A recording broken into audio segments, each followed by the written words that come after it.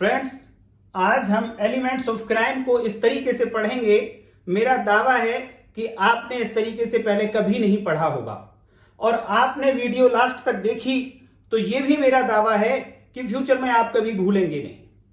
तो element of crime जो 4 थे उनमें से पर्सन हम पहले पढ़ चुके हैं और अगर इसकी वीडियो आपको देखनी है तो आई बटन में आपको लिंक यहां पे मैं दे देता हूं, उसे आप देख सकते हैं, देन इस वीडियो पे आ सकते हैं। आज हम बात करेंगे एक्टस रियस की, एलिमेंट नंबर 3।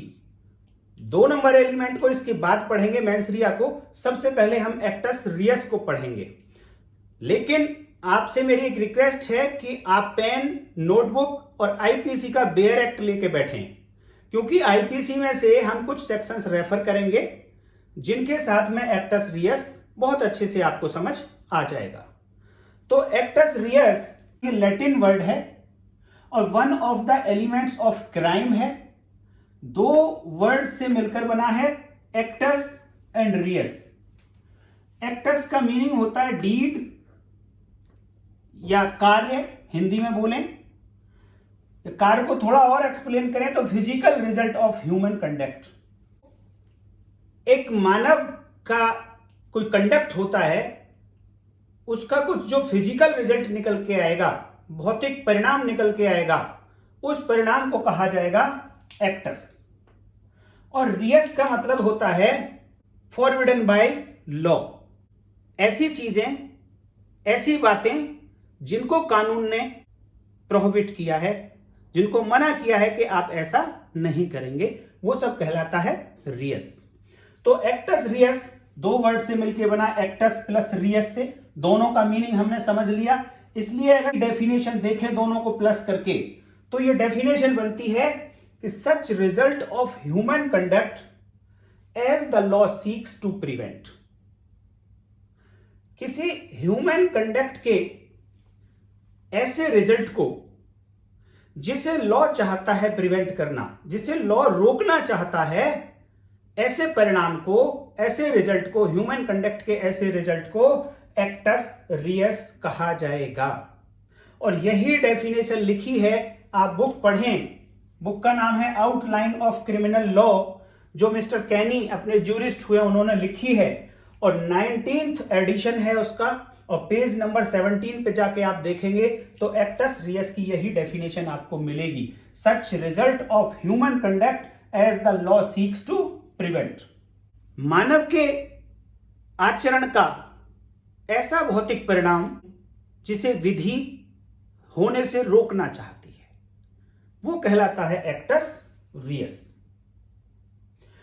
अब इस डेफिनेशन को ध्यान में रखते हुए यहां पे आप अपने आंसर में ये बताएं कि एक्टस रियस के 3 एलिमेंट होंगे। 2 तो आपको यहीं से पता चल जाता है, एक्टस एंड रियस।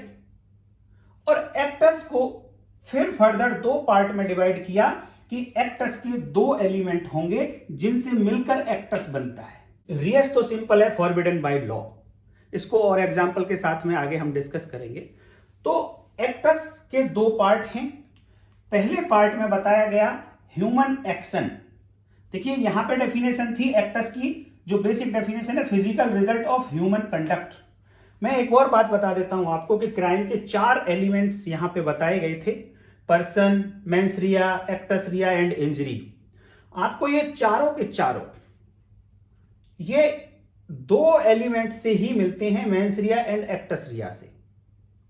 जब हम इनको डीपली पढ़ेंगे तो इन्हीं में से पर्सन निकल कर आता है और यहीं से इंजरी निकल कर आती है। तो क्राइम के ये 4 एलिमेंट्स बन गए हैं जो मेंस रिया एंड एक्टस रिया से ही निकल के आए हैं। कैसे आएंगे वो धीरे धीरे आपको, जैसे जैसे पिक्चर आगे बढ़ेगी तो आपको समझ में आती चली जाएगी। एक्टस के 2 पार्ट हैं।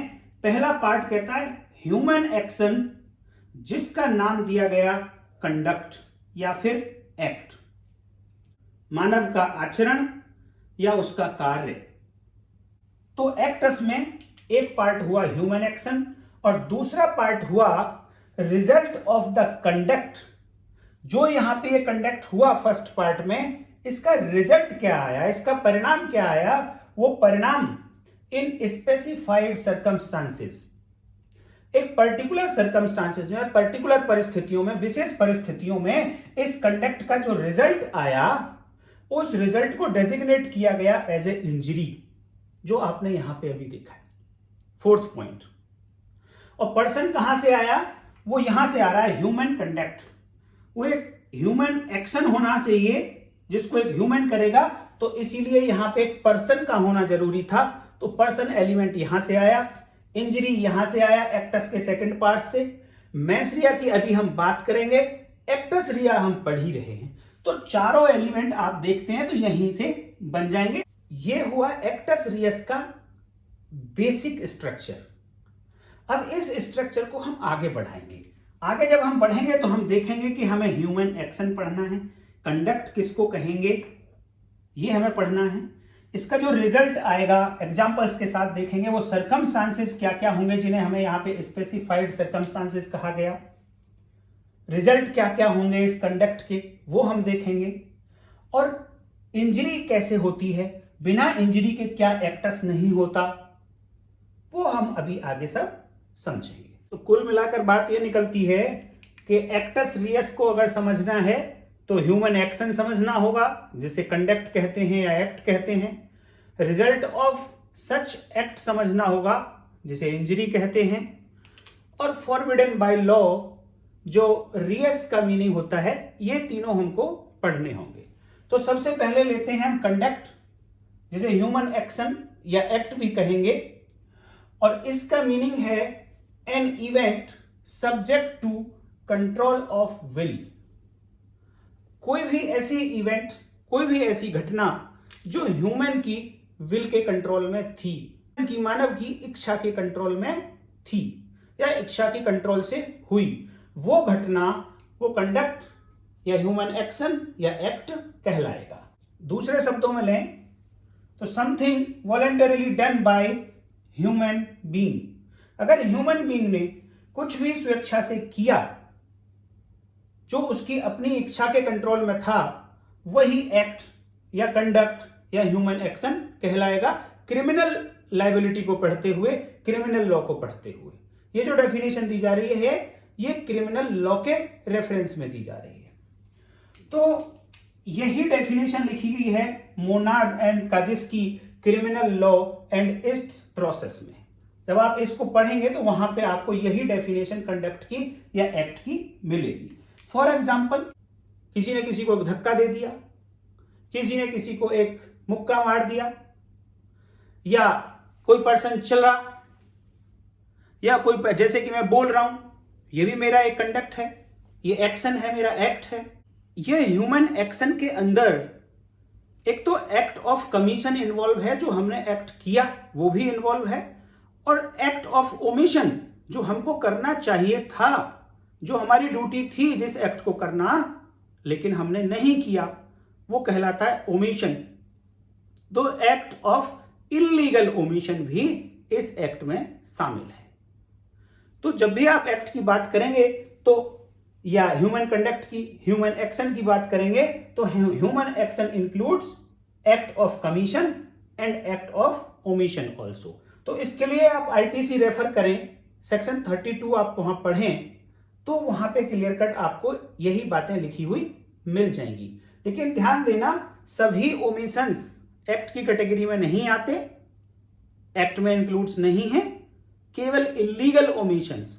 इलीगल ओमिशंस का मतलब कि कुछ एक पॉजिटिव ड्यूटी लगाई गई थी किसी पर्सन के ऊपर कि आपको इन इन सर्कमस्टांसेस में ये एक्ट करना है, लेकिन उसने अपनी ड्यूटी नहीं की, वो एक्ट नहीं किया, इसीलिए उसको इलीगल ओमिशन कहा गया, और वो इलीगल ओमिशन को भी एक्ट की कैटेगरी में इंक्लूड किया है। तो अगर आप इसकी एक, ये जो एग्जांपल दिए, ये एक स्पेसिफिक एग्जांपल हुए। अगर इन्हीं को जनरलाइज करने की कोशिश की जाए तो कंडक्ट की डेफिनेशन और एक निकल के आती है, any external manifestation of once mind.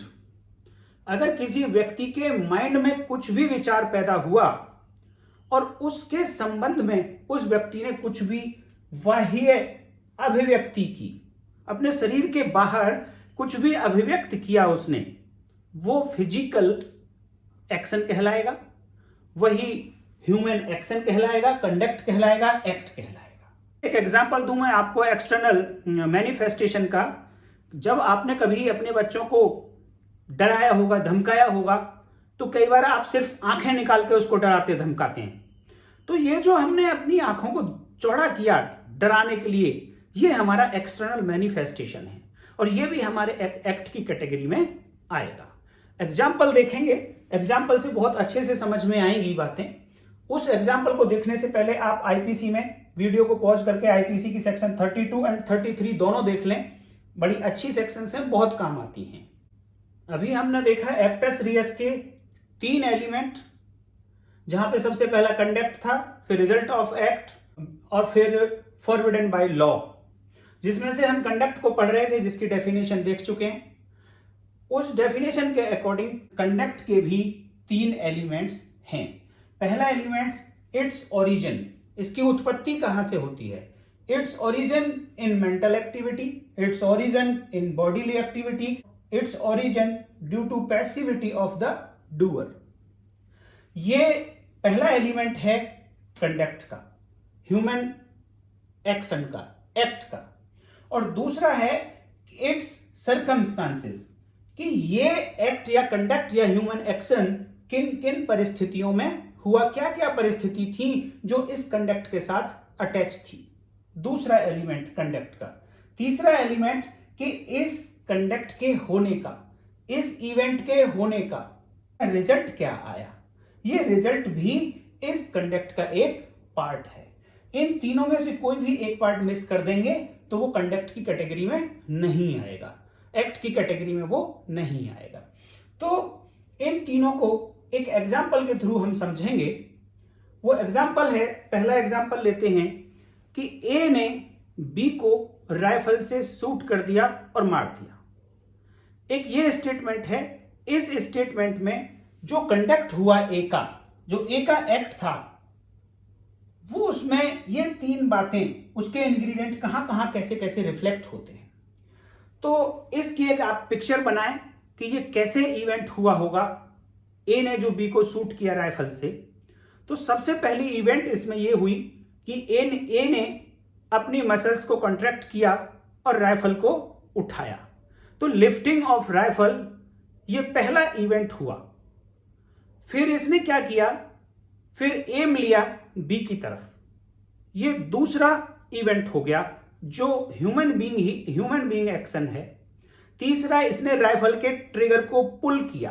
Trigger को पुल करने से क्या हुआ कि जो राइफल का हैमर होता है, पिन होती है, वो कार्ट्रेज पे जाके हिट करती है। और जैसे ही वो कार्ट्रेज पे हिट करती है तो कार्ट्रेज के अंदर जो एक्सप्लोसिव भरा हुआ था उसमें एक्सप्लोजन हो जाता है, उसमें विस्फोट हो जाता है, जिसके कारण उसमें एक गैस बनती है। और इसी गैस के कारण जो कार्ट्रेज के आगे बुलेट होती है वो कार्ट्रेज से अलग हो जाती है और वही बुलेट फिर उस पर्सन बी की बॉडी में जाके हिट करती है। और जैसे ही वो हिट करती है बॉडी में, तो बी के किसी ना किसी ऑर्गन को वो डैमेज करती है, ब्लड लॉस होता है और बी की डेथ हो जाती है। ये बनती है पूरी की पूरी पिक्चर। इस पिक्चर में से कौन कौन सी इवेंट किस किस कैटेगरी में आती हैं। तो इसमें से सबसे पहले उसने जब राइफल को उठाया तो वो बॉडीली एक्टिविटी, जो फर्स्ट एलिमेंट है इसका, राइफल को उठाना, लिफ्टिंग ऑफ राइफल, ये पहला एलिमेंट में कवर होता है। उसके बाद पुलिंग ट्रिगर, एम लेके जो ट्रिगर को पुल किया, वो भी एक एक्ट था। ये भी एक्सटर्नल मैनिफेस्टेशन था, उसके माइंड में जो विचार पैदा हुआ था उसका। इसीलिए वो एक ह्यूमन एक्शन और एक्ट की कैटेगरी में आया, पुल को ट्रिगर करना। अब जैसे ही वो हैमर फॉल हुआ, ये हैमर का फॉल होना ये उसका एक्ट नहीं था, ये उसके एक्ट का रिजल्ट था। ये सर्कमस्टांसेस थे जिनमें वो डेथ हुई है, जिनमें वो एक्ट हुआ। जैसे ये हैमर या पिन कार्ट्रेज पर जाके हिट करती है तो उसमें जो गैस बनी वो एक दूसरा, ये भी एक सर्कमस्टांसेस है कि उसके अंदर गैस बनी थी। और उसके लिए ये होना कि वो जो राइफल थी वो वर्किंग कंडीशन में थी, ये भी एक सर्कमस्टांसेस है। चौथा, जो कार्ट्रिज उसमें पड़ा हुआ था वो लाइव कार्ट्रिज था, वो जिंदा कारतूस था, ये भी एक सर्कमस्टांसेस है, तो दूसरी कैटेगरी में आता है। और इसके बाद जब बुलेट निकल के गई कार्ट्रिज से, डिस्चार्ज ऑफ बुलेट, ये भी सर्कमस्टांसेस हैं। और उसके बाद जब बुलेट ने हिट किया बॉडी को, तो वो रिजल्ट्स थे, उस एक्ट के रिजल्ट्स थे कि उस बुलेट ने बी की बॉडी को हिट किया और उस हिट होने के कारण ब्लड लॉस हुआ, ये भी रिजल्ट है। उस ब्लड लॉस के कारण बी की डेथ हो गई, ये फाइनल रिजल्ट है। तो इस एग्जाम्पल में इस कंडक्ट के सारे एलिमेंट अवेलेबल थे। तो आपको इस कंडक्ट के जब भी आप अपने आंसर में लिखें, एक्टस रिया में लिखें, तो पहले एक्टस रिया के 3 एलिमेंट बता दें, फिर उसके बाद में जब कंडक्ट को आगे बताए तो कंडक्ट के 3 एलिमेंट बता दें, उसके लिए एग्जाम्पल दे दें। ये एक एग्जाम्पल दूसरा लेते हैं जिससे समझ में आएगा कि जो एक्ट होना चाहिए वो विल्ड एक्ट होना चाहिए, कॉन्शियस एक्ट होना चाहिए, कंट्रोल्ड एक्ट होना चाहिए। जैसा कि ए ने आपने देखा यहां पे शूट किया, वो सब कुछ ए के कंट्रोल में हो रहा था, तब तो वो कंडक्ट की कैटेगरी में आएगा। अगर ये कंडक्ट कंट्रोल्ड नहीं था तो वो कंडक्ट की कैटेगरी में यहां नहीं आएगा। जैसे कि मान लीजिए एक पर्सन को एपिलेप्सी के फिट्स आते हैं, मिर्गी के दौरे पड़ते हैं, और जिस समय उसको मिर्गी के दौरे पड़ रहे थे तो उसके हाथ, उसके पैर जो मूवमेंट कर रहे हैं, वो मूवमेंट अब उस पर्सन के कंट्रोल में नहीं है। तो ये कंट्रोल्ड मूवमेंट नहीं है, ये विल्ड मूवमेंट नहीं है, ये कॉन्शियस मूवमेंट नहीं है हाथ और पैरों की। और उस हाथ पैर की जो मूवमेंट हुई इस दौरान, उस मूवमेंट के कारण किसी को चोट लगी, अब उस चोट के लिए क्या ये पर्सन क्रिमिनली लायबल होगा? नहीं होगा, क्योंकि जिस एक्ट की, जिस इवेंट की वजह से चोट लगी वो कंडक्ट की कैटेगरी में नहीं आ रहा था, क्योंकि वो इवेंट कंट्रोल्ड इवेंट नहीं थी। तो कंट्रोल्ड वर्ड को समझने के लिए आप ये वाला एग्जांपल दे सकते हैं। तीसरा, किसी को, जैसे एक और एग्जांपल, किसी को नींद में चलने की बीमारी होती है, नींद में चलते समय उसके द्वारा किसी को चोट लग जाती है, तो जिस इवेंट, जिस एक्ट की वजह से चोट लगी किसी दूसरे पर्सन को, वो इवेंट इस पर्सन के कंट्रोल में नहीं थी। तो जो भी एक्शन कोई ह्यूमन बीइंग करता है वो अगर विल्ड नहीं है, कंट्रोल्ड मूवमेंट नहीं है, तो वो कंडक्ट की कैटेगरी में नहीं आएगा। ये 3 एग्जाम्पल से आपको समझ में आया। एक्टस रियस के 3 एलिमेंट्स में से एक एलिमेंट कंप्लीट हो गया। अब दूसरे एलिमेंट को देखेंगे, result of human conduct in specified circumstances, जो इंजरी कहलाती है। यहां पे देखो, अगर किसी क्राइम को कॉन्स्टिट्यूट करना है तो क्राइम को कॉन्स्टिट्यूट करने के लिए एक ह्यूमन कंडक्ट से किसी रिजल्ट का आना बहुत जरूरी है। अगर रिजल्ट नहीं आया ह्यूमन कंडक्ट से तो फिर वो क्राइम की कैटेगरी में नहीं आएगा, क्योंकि वही रिजल्ट इंजरी होगा। और जब तक इंजरी नहीं होगी तो क्राइम कंप्लीट नहीं होगा, जैसा कि हमने 4 एलिमेंट्स में देखा। तो यहां इस बात को समझने के लिए इसको आप ऐसे लिखें अपने एग्जाम में, there must always be a result brought about by human conduct, और ऐसा human conduct which is prohibited by law.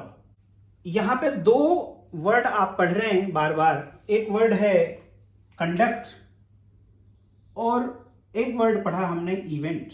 जो पीछे मैंने अभी ए के द्वारा बी को शूट करने का एग्जाम्पल दिया, उसमें ए ने बहुत सारे कंडक्ट किए जिनको एक्टिविटी का नाम भी दिया जाता है। ए ने राइफल को उठाया था, वो एक कंडक्ट, एक एक्टिविटी। ए ने ट्रिगर पुल किया, दूसरा कंडक्ट, दूसरी एक्टिविटी। और उसके बाद में जब फाइनली बी को बुलेट लगी जाके और बी की डेथ हुई, तो वो बी की डेथ होना वो इवेंट था। तो ये कंडक्ट और इवेंट दोनों में डिफरेंस है, ये यहां से आप थोड़ा सा समझ लें। अगर ये रिजल्ट नहीं आएगा, ये रिजल्ट है फाइनली ये इवेंट, अगर ये रिजल्ट नहीं आएगा तो क्राइम नहीं होगा क्योंकि इंजरी नहीं हुई। लेकिन एक्टस रिया हम लोग यहां पे पढ़ रहे हैं, आप इस बात को बहुत ध्यान से समझ लेना। अगर ध्यान कहीं इधर उधर चला गया है तो कंसंट्रेट कर लें, बड़ी इंपॉर्टेंट बात मैं बताने जा रहा हूं। एक्टस रिया तो उसी समय कंप्लीट हो गया था जिस समय ए ने राइफल उठाने के बाद ट्रिगर को पुल किया। उसने अपने जब कंडक्ट कर दिए, अपनी तरफ से जो एक्ट करना था वो कर दिया, तो एक्टस रियस तो वहीं पे कंप्लीट हो गया। अब इस रिजल्ट की क्या जरूरत पड़ती है एक्टस रियस में? फिर जब कंडक्ट कंप्लीट होते ही एक्टस रियस कंप्लीट हो गया, तो रिजल्ट की क्या जरूरत पड़ी? रिजल्ट की जरूरत पड़ती है दोस्तों जब आप क्रिमिनल लायबिलिटी फिक्स करेंगे किसी पर्सन की। क्रिमिनल लायबिलिटी फिक्स करने के लिए आपको इस रिजल्ट, इस इवेंट को भी देखना पड़ेगा। फॉर एग्जाम्पल, एक पर्सन ने, इसी ए के एग्जाम्पल को ले लेते हैं जो पीछे हमने पढ़ा। ए ने ट्रिगर दबा दिया और वो गोली बी की बाजू को ऐसे टच करते हुए निकल गई, तो यहां पे उसकी डेथ नहीं हुई। और अब एक्टस रिया तो उसने मारने के माइंड से ही किया था, गिल्टी माइंड कौन सा था उसका? डेथ करने का। तो माइंड तो उसका मर्डर का था और उसने अपना एक्टस रियस भी कंप्लीट कर दिया। सेम मेंस रिया के साथ एक्टस रियस भी कंप्लीट कर दिया, लेकिन क्रिमिनल लायबिलिटी में डिफरेंस आ गया। पहली पोजीशन जहां पे बी की डेथ हो गई, वहां उसको 302 में पनिशमेंट मिलेगी जो मिनिमम लाइफ इंप्रिजनमेंट होगी। और दूसरे इंसिडेंट में जहां पर बी को टच करके निकल गई बुलेट, डेथ नहीं हुई बी की, वहां पे अटेम्प्ट टू मर्डर की पनिशमेंट मिलेगी। तो अगर आपने इस रिजल्ट को नहीं देखा तो क्रिमिनल लायबिलिटी आप डिसाइड नहीं कर पाएंगे। तो एक्टस रियस के कंप्लीट हो जाने के बाद भी एक्टस रियस का रिजल्ट देखना बहुत इंपॉर्टेंट है, और वो एक्टस रियस का ही पार्ट आप कहीं ना कहीं उसको मान के चले। क्योंकि मैंने शुरू में ही बोला था कि क्राइम के जो 4 एलिमेंट निकल के आते हैं वो mains Riya and acts Reis से ही निकल के आते हैं। Mains Riya and acts Reis 2 अपने आप में एलिमेंट हो गए, और इन्हीं से पर्सन निकल के आया पहला एलिमेंट, और इंजरी निकल के आया चौथा एलिमेंट। तो इंजरी कोई सेपरेट इंग्रेडिएंट नहीं है, वो कहीं ना कहीं एक्टस रियस से ही कनेक्टेड है। हालांकि एक्टस रियस उसी समय कंप्लीट हो गया जिस समय वो प्रोहिबिटेड एक्ट ए ने कंप्लीट कर दिया अपनी तरफ से। एक्टस रियस कंप्लीट, बट आप इसको अलग नहीं कर सकते रिजल्ट ऑफ एक्ट को, जैसा कि अभी डिफरेंस देखने में आया। तो एक्टस रियस का दूसरा एलिमेंट भी हम समझ गए, और तीसरा है एक्टस रियस का जो रियस से निकल के आता है, वह है प्रोहिबिटेड बाय लॉ। कोई भी एक्ट जब तक क्राइम की कैटेगरी में नहीं आएगा, जब तक कि उसको किसी लॉ ने, क्रिमिनल लॉ ने प्रोहिबिटेड ना किया हो। फॉर एग्जाम्पल, जब एक सैनिक लड़ाई में लड़ रहा होता है तो सामने वो किसी पर्सन की डेथ करता है गोली मार के, लेकिन वो डेथ करना क्राइम की कैटेगरी में नहीं आता। क्यों नहीं आया ये डेथ करना क्राइम की कैटेगरी में, जबकि ए का डेथ करना अभी एग्जाम्पल में हमने देखा क्राइम की कैटेगरी में आ गया। तो जो सोल्जर लड़ाई में लड़ रहा है और वहां पे वो किसी को मारता है, तो वो जो एक्ट किया उसने, वो प्रोहिबिटेड बाय लॉ नहीं था। वो अपनी ड्यूटी कर रहा था, जो बल्कि लॉ ने ही उसके ऊपर कास्ट की है। तो कोई भी एक्ट जब तक लॉ से प्रोहिबिटेड ना हो, तब तक वो एक्टस रियस नहीं बनेगा। रियस का मतलब ही अपने आप में प्रोहिबिटेड बाय लॉ है। तो कोई भी एक्ट लॉ के द्वारा प्रोहिबिटेड होना चाहिए। उस प्रोहिबिटेड एक्ट को किसी पर्सन ने मेंस रिया के साथ किया होना चाहिए और उस मेंस रिया के साथ किए हुए एक्टस रियस का एक रिजल्ट निकल के आना चाहिए, जिसे हम इंजरी कहेंगे। उस इंजरी के अकॉर्डिंग फिर क्रिमिनल लायबिलिटी फिक्स की जाएगी किसी पर्सन की। तो ये थे क्राइम के एलिमेंट, जिसमें हमने पर्सन ऑलरेडी पहली वीडियो में पढ़ा दिया। एक्टस रियस मैंने आज पढ़ाया है। वीडियो अगर कहीं कोई कंफ्यूजन रह गया तो वीडियो को एक बार फिर से देख लें, स्पीड बढ़ा के देख लें, से कुछ छूट गया हो तो वो आपको यहां पे दोबारा देखने में समझ आ जाएगा। एग्जाम्पल्स के साथ समझने की कोशिश करें। इंग्रेडिएंट्स को आप रट लें, वो एग्जाम में लिख के आए, जिनसे आपको मार्क्स मिलेंगे। अगर वीडियो आपको अच्छी लगी तो वीडियो को आप लाइक कर दें, दोस्तों के साथ शेयर कर दें। चैनल पे नए आए तो चैनल को सब्सक्राइब कर लें, नोटिफिकेशन जरूर ऑन कर लें। और नेक्स्ट वीडियो जो मेंस रिया के ऊपर होगी, क्राइम का एक अलग एलिमेंट है, उसके ऊपर वीडियो लेकर मैं आपके साथ फिर मिलूंगा। तब तक के लिए दोस्तों नमस्कार, जय हिंद।